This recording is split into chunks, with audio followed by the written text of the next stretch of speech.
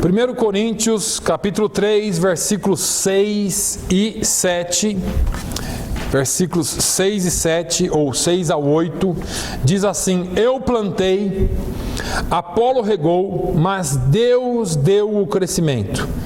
Pelo que nem o que planta é alguma coisa, nem o que rega, mas Deus que dá o crescimento. Ora, o que planta e o que rega são um, mas cada um receberá o seu galardão segundo o seu trabalho. Amém? Só até aí é bem conhecido, e para ser sincero para os irmãos, eu já venho desde o início da semana com essa palavra no coração. Se você olhar no seu boletim, ela está aí.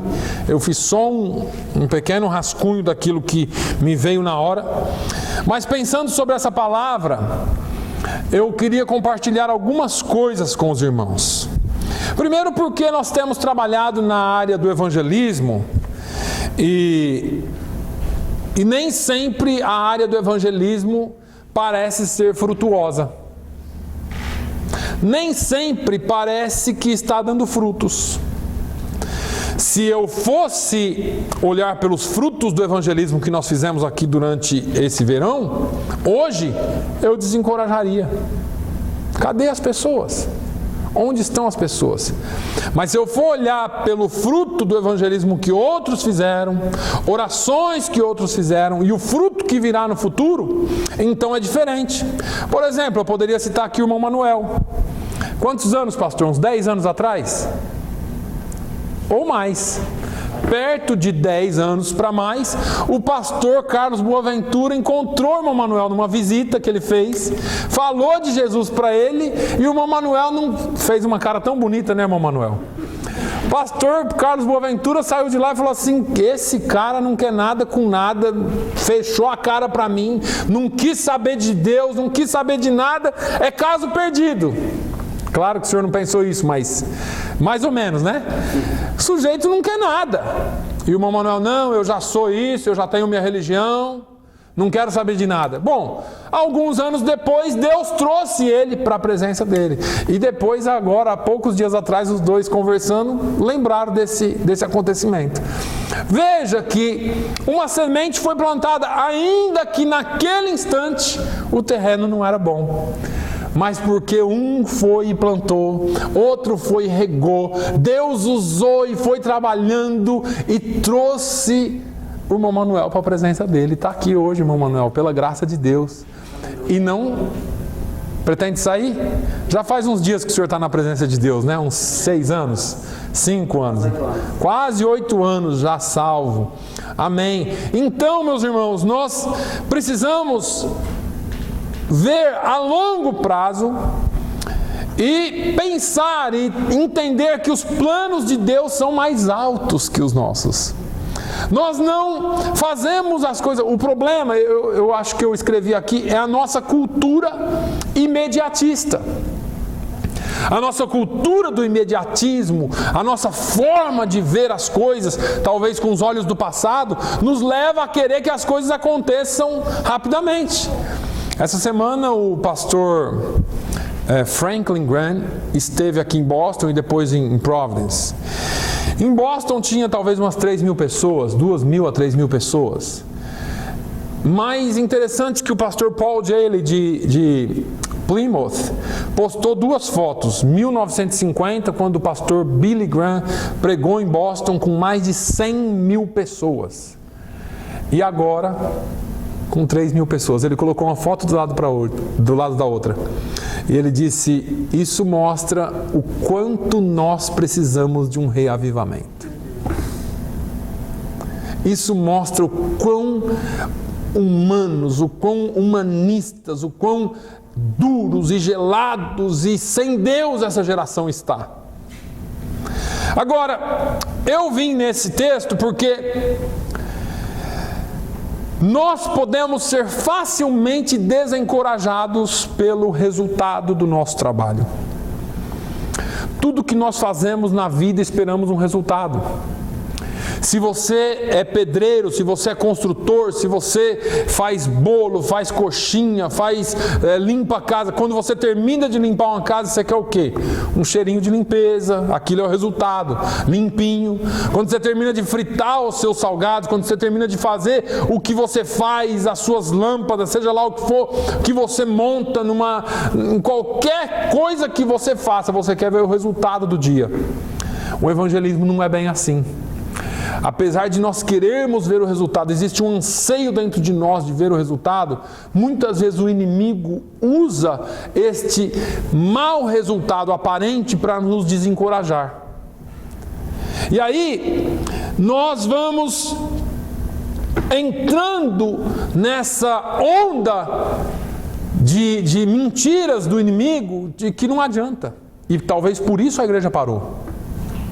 Existe um ditado, ou existe um conto árabe muito antigo, de que tâmaras, elas são plantadas e elas demoram talvez de 1 a 2 gerações para dar seus frutos. Não sei se são 100 anos que demora para dar fruto, mas é um negócio absurdo.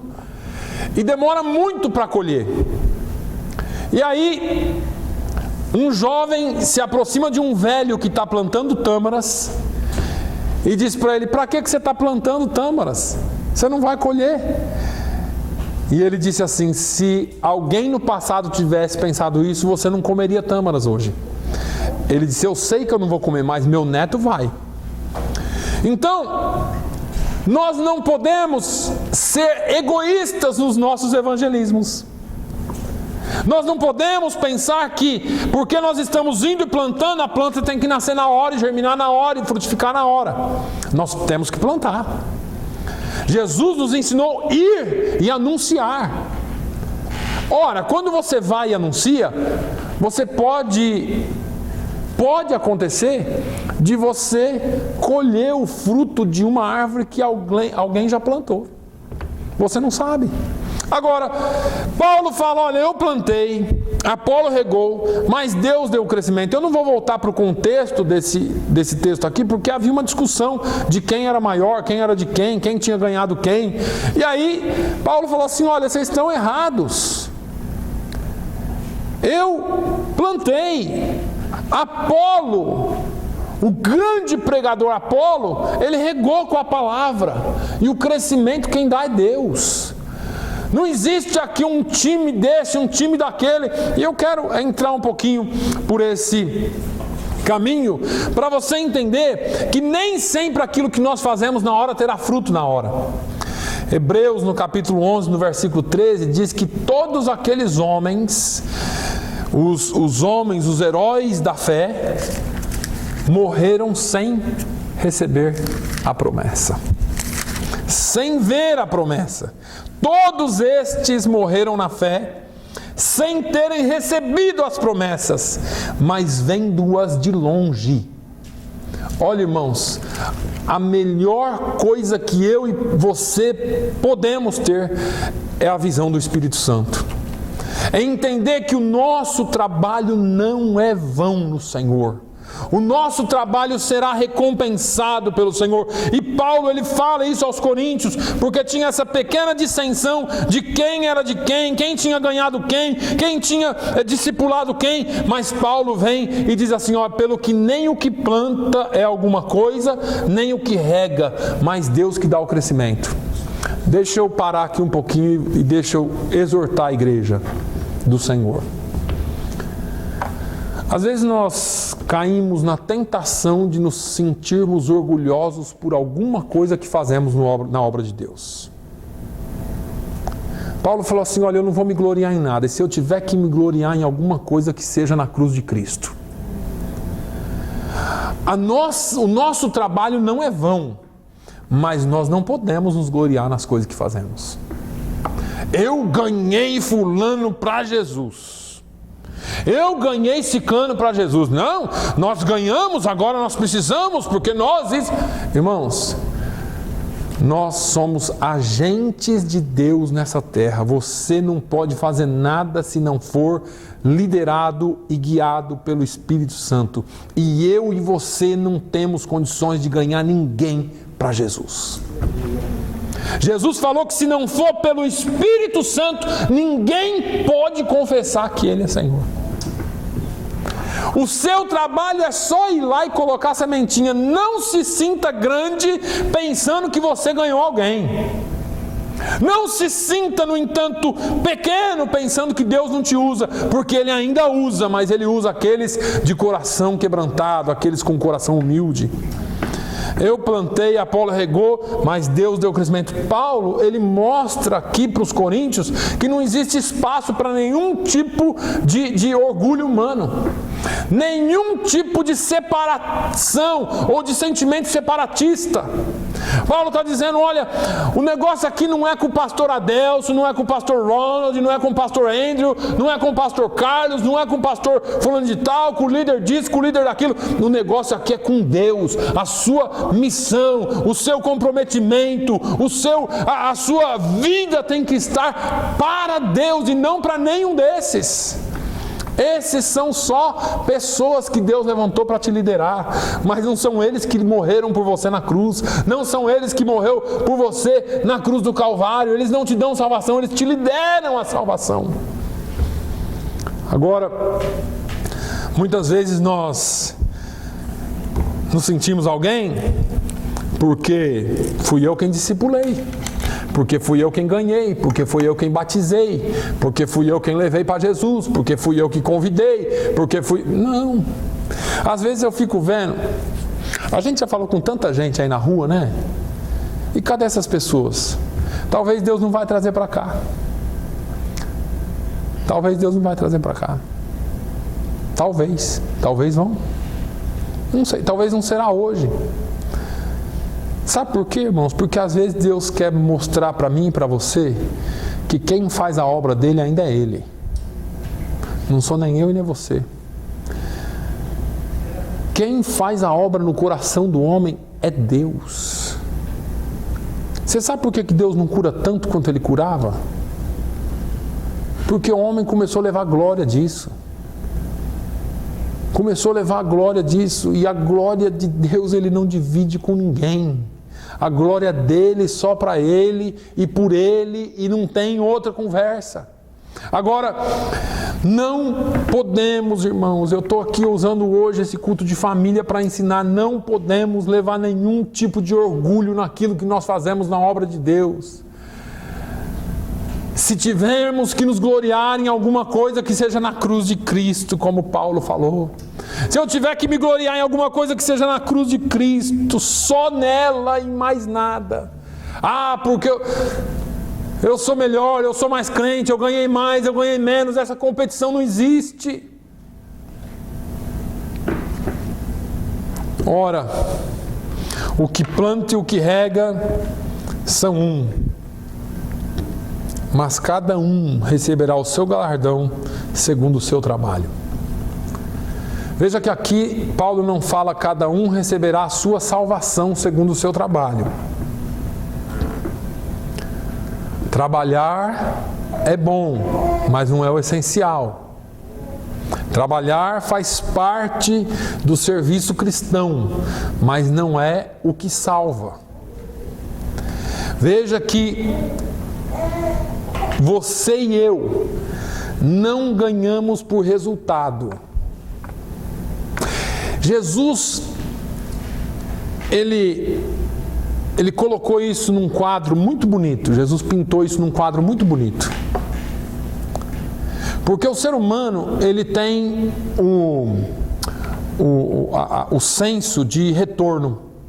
De você me dá alguma coisa que eu te dou alguma coisa. Tudo é comprado. Certo? Você vai no mercado, dá 10 e pega a mercadoria que você quer. Então o ser humano tudo é comprado, mas no reino de Deus não pode ser assim. Nós precisamos entender que no reino de Deus tudo que tinha que ser comprado já foi tudo pago por Jesus.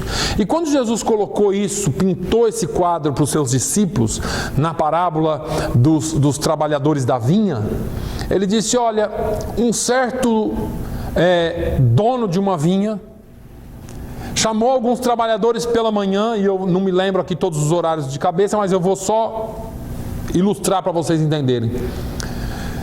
Chamou alguns 7 horas da manhã ou 6 horas da manhã para trabalhar na sua vinha, por 1 denário. E eles foram. Quando deu umas 10 horas da manhã assim, o dono da vinha foi e trouxe mais alguns trabalhadores, por 1 denário por dia. Quando deu a tarde, lá pelo meio-dia, 1 hora da tarde, ele foi e buscou mais alguns, por 1 denário por dia. E quando já era tardezinha, quase na hora de fechar as portas, erguer as cadeiras, pôr na mesa, limpar o chão, ele foi lá e pegou mais uns e trouxe por 1 denário por dia. Aquele último que entrou talvez tenha trabalhado 1 hora só. E ele, no final do dia, reuniu todo mundo, falou: você chegou às 6? Cheguei. Toma-se 1 denário. Que hora que você entrou? Às 10. Toma-se 1 denário. Que hora que você entrou? Eu entrei meio-dia, patrão. Toma-se 1 denário. Você, que hora chegou? Eu cheguei às 3. Está aqui seu 1 denário. E você, que hora que chegou? Eu cheguei às 5. E terminava às 6. Então, está aqui seu 1 denário. Opa, peraí. Tem alguma coisa errada com esse negócio. Eu entrei às 6 e ganho 1. Ele entrou às 5 e ganha 1. Eu trabalhei 10 horas mais que ele. E ele vai ganhar a mesma coisa que eu? O senso aqui é de troca. O reino de Deus não. O reino de Deus não tem um senso de troca, porque senão nós não precisaríamos de Jesus, porque a gente vai ser salvo por aquilo que fazemos. O preço já foi pago, agora a nossa questão aqui é a obediência. Deus não paga você pelo seu trabalho. Deus, ele te retribui segundo a sua obediência. Paulo está usando aqui a expressão trabalho, mas se você ler todo o contexto, você vai perceber que não é o trabalho em si, é a obediência que nos leva a receber do Senhor.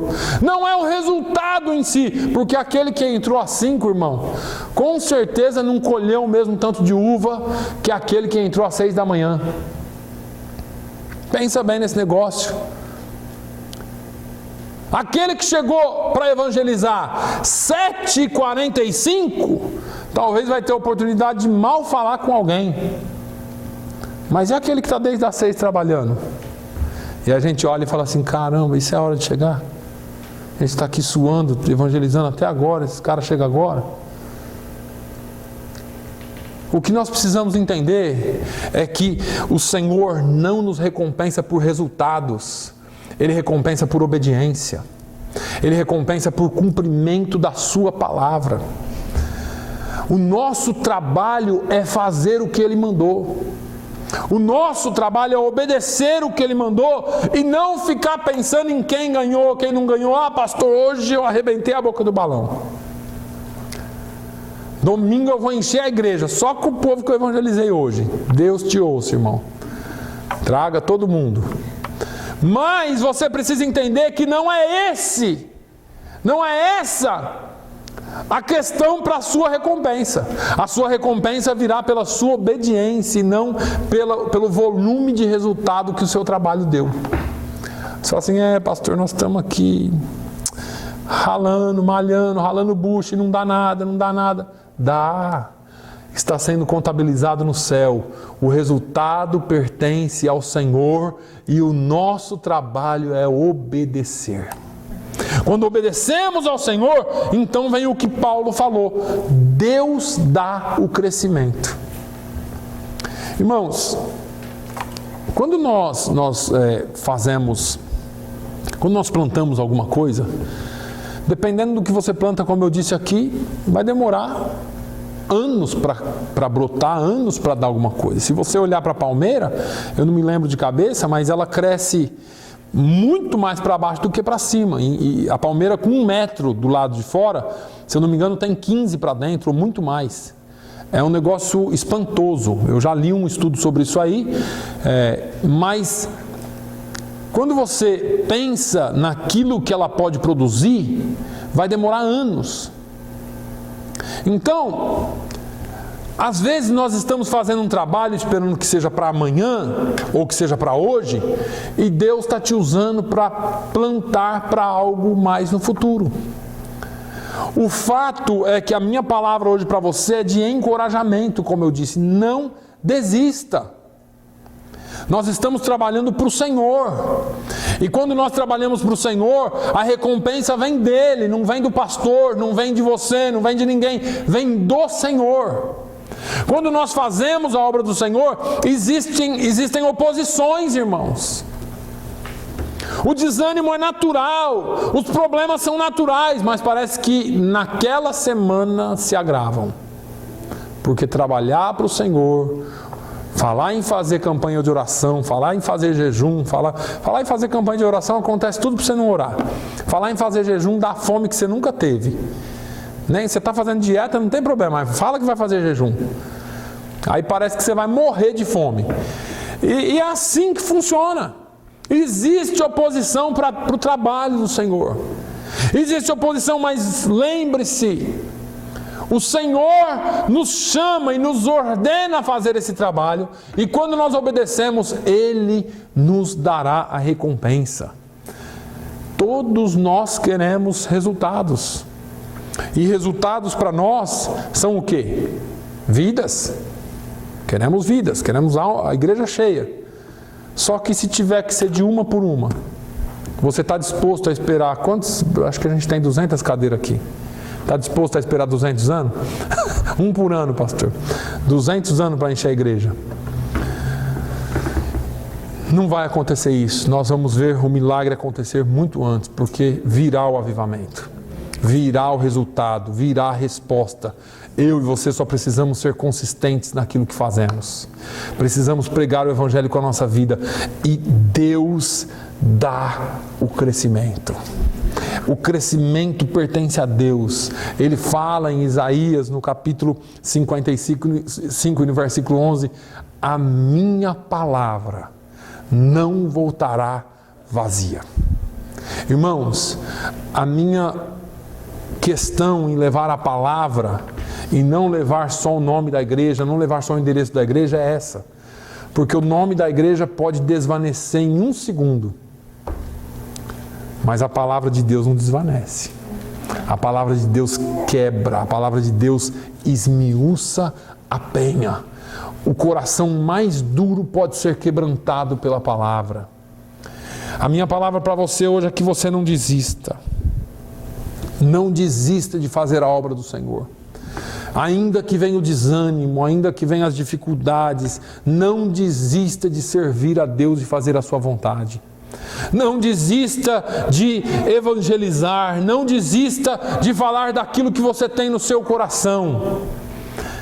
E eu vou só dar mais uma cutucadinha na igreja aqui agora.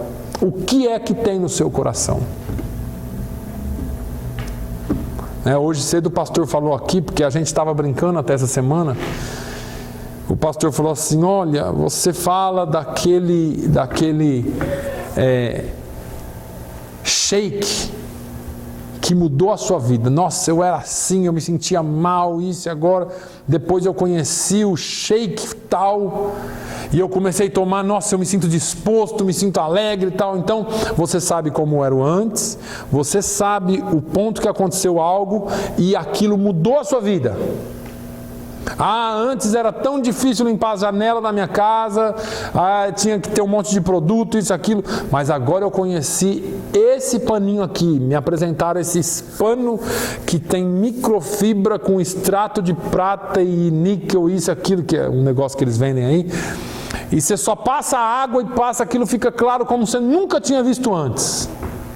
E são os produtos mágicos que eles inventam para melhorar a nossa vida. E com relação a Jesus?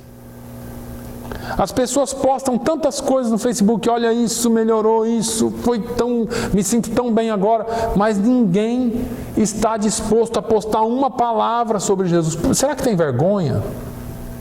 Será que nós estamos ficando com vergonha de demonstrar nossa fé, de mostrar quem nós somos? Irmãos, Tudo quanto é lixo está naquele negócio lá. Minha esposa fala que aquilo lá é o bar da internet. É só fofoca e tranqueira. Já que você entrou lá, faça alguma coisa de útil. Coloque lá uma palavra. Talvez alguém pode não ver ou ignorar, mas talvez alguém possa ver e ser tocado. Eu mantenho tanta gente naquele negócio ainda, porque toda semana eu coloco uma pregação lá. Toda semana eu coloco uma pregação lá para ver se de alguma forma o Senhor toca na vida de alguém. Nós não podemos ficar parados e não anunciar sobre aquele que mudou a nossa história, se é que mudou a sua história. Se é que mudou a sua vida. Porque a questão é essa. Talvez o shake emagrecedor mudou a sua história, mas e Jesus? Será que ele fez alguma coisa na sua vida? Talvez aquele produto de pele que você comprou, aquela lama negra do Nilo, mudou a sua vida, mas e Jesus? Nós precisamos colocar as coisas no devido lugar. Nós precisamos começar a mostrar aquilo que realmente somos. E Jesus foi muito claro. A boca fala do que há em abundância no coração. Tem hora que nós estamos tão amargos, tão cheios de nós mesmos, tão ruins, tão cheios de lixo, que a nossa boca só consegue falar isso. Amargura, ruindade, lixo, porcaria. Mas se Jesus realmente transformou a nossa vida, se Jesus realmente mora no nosso coração, nós precisamos falar um pouquinho mais de Jesus. E isso não virá se nós não tivermos contato diário com a palavra dele. A palavra de Deus nos ensina, a palavra de Deus nos leva a um lugar separado, a palavra de Deus nos leva à intimidade com ele, a aprender dele. É a palavra de Deus e a oração que transforma as nossas vidas. Amém? Não deixe de fazer, porque você planta, outro rega, mas ainda é Deus quem dá o crescimento. Você não é nada a não ser um mensageiro, a não ser alguém que anuncia. Não se orgulhe de quem você ganhou, não se orgulhe de quem você vai ganhar, não se orgulhe daquele que você discipulou, daquele que você batizou, não. Orgulhe-se de pertencer, de ter o seu nome escrito no livro da vida, como Jesus falou. Os discípulos voltaram da sua missão e falaram: Jesus, olha, os demônios se submetem a nós, isso acontece, as doenças saem, a gente estou me sentindo o máximo. Jesus falou: tá gostoso? Tá. Então, não se alegre por isso, tá bom? Não. Se alegre por ter o seu nome escrito no livro da vida. Se alegre por ser salvo. Demonstre isso com a sua vida, com o seu caráter, com as suas palavras, com o seu testemunho. E você vai ver como que Deus vai dar resultado para a sua vida. Que Deus abençoe no nome de Jesus. Pai, nós te louvamos, nós te agradecemos pela oportunidade de estarmos aqui. Queremos, Senhor, mais uma vez te bendizer e te agradecer pela vida de cada filho teu que aqui está e de cada um, Senhor, que se dispôs a vir e ouvir sobre a tua palavra e te adorar nessa manhã. Pai, que nós possamos ter o sentimento de fazer aquilo que a tua palavra nos manda, não aquilo que nós queremos ou da forma como nós pensamos, mas da forma como é pela tua palavra. No nome de Jesus, ó Deus, continue o teu trabalhar em nós e continue a fazer aquilo que o Senhor deseja de nós, que nós sejamos. Pai, nos dê uma semana abençoada, debaixo da tua mão, debaixo da tua proteção, é o que eu te peço e te agradeço no nome de Jesus. Amém. Que o amor de Deus, a graça do nosso Senhor e Salvador Jesus Cristo, a comunhão e a consolação do Espírito Santo de Deus, seja sobre todo o povo de Deus, hoje e sempre. E todos digam amém.